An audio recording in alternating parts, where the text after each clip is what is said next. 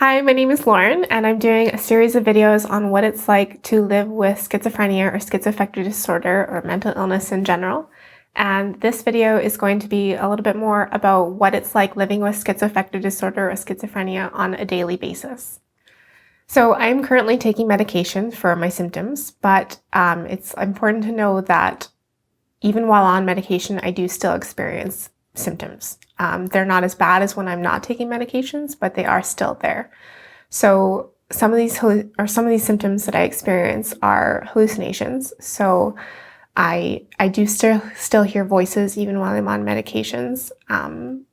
They're generally, though, a little bit more like idle chatter.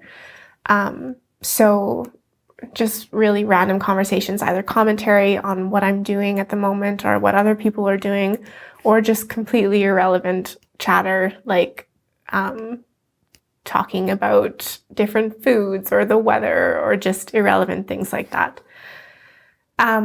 When I'm not taking medications, the hallucinations tend to be a little bit more dark and personalized to me. So I get a lot of negative comments about myself. And when it's really bad, it turns to command hallucinations.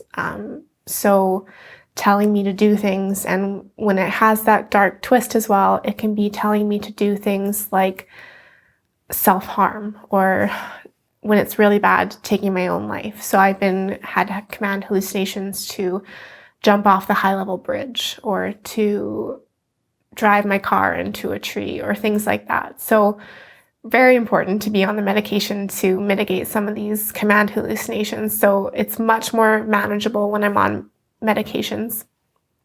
But there are still breakthrough symptoms. So that's important to know. So the audio hallucinations for me are very real. So everyone has this internal dialogue that they have with themselves and their own self-talk that they have, but the voices that I hear are different in that they are coming from an external source than me. So sometimes the voices sound like they're coming from my own head, but I identify them as someone else's voice or someone else's thoughts. And sometimes they sound like they're coming from like behind my shoulder or from outside of my head, essentially.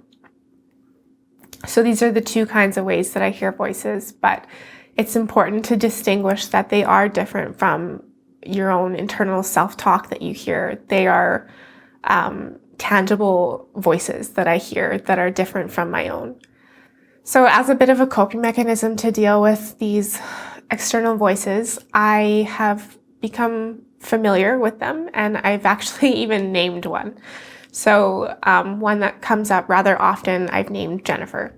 And so it just kind of helps me to separate it from my own thoughts and to realize that it is just a hallucination. It's just Jennifer talking again, and it's not my own thoughts. And I don't need to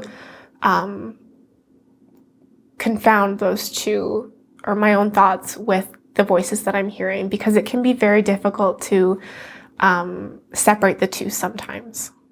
I sometimes get visual hallucinations, though not very often when I'm on medications. An example of this would be hallucinating like bugs, or I've hallucinated spiders before, or just little stuff like that. But it's not really that bad, and I don't get it that much while I'm on medications. Another one that I sometimes get, even when I'm taking medications, is paranoia.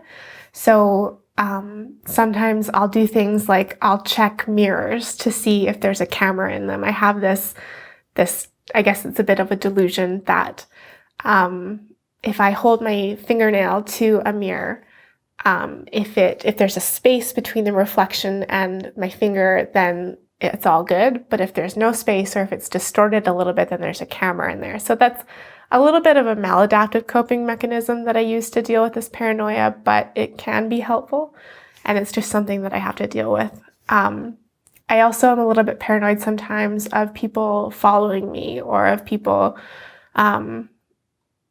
particularly like police being out to get me or out to take me into the hospital or something like that. So the paranoia comes out every now and then, even while I'm on medications. So the symptoms that I've been talking about already are primarily like hallucinations, delusions, paranoia, which are all positive symptoms of schizophrenia. But it's also challenging to deal with some of the negative symptoms of schizophrenia. So as well as with schizoaffective disorder, there is the mood disorder aspect to it as well. So it can be difficult to manage hypomanic symptoms sometimes, and it can be even more difficult to manage the depressive symptoms sometimes. So I kind of get a bit of a double whammy with it, where the negative symptoms of schizophrenia can look like depression, and I also have the bipolar side of schizoaffective disorder, depressive symptoms as well. So that can be a lot to handle and to manage. Another negative symptom of schizophrenia is blunted affect, which is a really hard one for me to bear, which I talked a little bit about in the video about my story.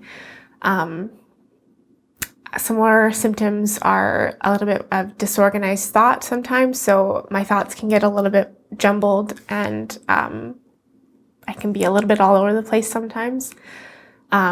Also, racing thoughts happen quite frequently. So I've kind of learned some self-soothing mechanisms or coping strategies to kind of deal with this and to mitigate the racing thoughts. Something else that can be kind of difficult to handle is during episodes that I have, so psychotic episodes, depressive episodes, episodes related to the illness. Self-care can be a little bit more difficult to properly take care of and to properly initiate. So it can be difficult to even just get out of bed in the morning sometimes. And then beyond that, showering can be quite the feat sometimes. Brushing my teeth, getting ready, eating, all of those can be a little bit more difficult during those episodes. So being on medication helps with all these symptoms that I've just been talking about, but it is important to note that the illness is a little bit cyclical in terms of episodes that come about.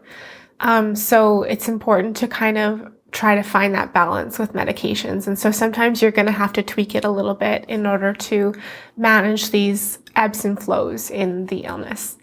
And so lately I've had to adjust my medications to try to manage the symptoms that were increasing. And then again, once the episode starts to wane again, to look at adjusting medications again to account for that. So balance is really crucial in terms of medication as well as finding other coping strategies to deal with some of these symptoms.